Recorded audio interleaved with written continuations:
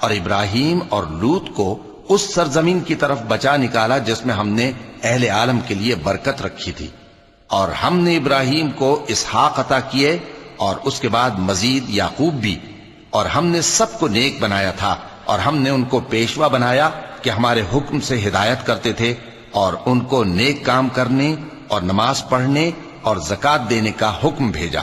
اور وہ ہماری ہی عبادت کیا کرتے تھے۔ اور لوط کا قصہ یاد کرو جب ان کو ہم نے حکمت و نبوت اور علم بخشا اور اس بستی سے جہاں کے لوگ گندے کام کیا کرتے تھے بچا نکالا۔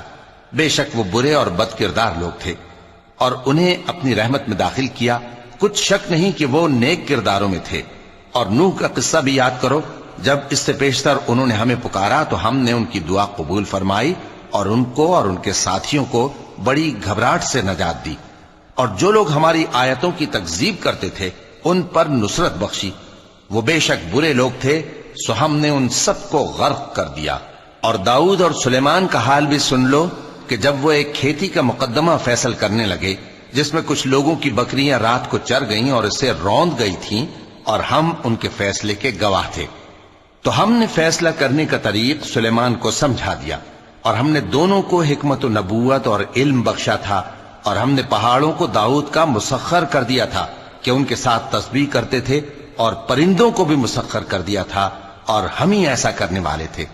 اور ہم نے تمہارے لیے ان کو ایک طرح کا لباس بنانا بھی سکھا دیا تاکہ تم کو لڑائی کے ضرر سے بچائے، پس تم کو شکر گزار ہونا چاہیے۔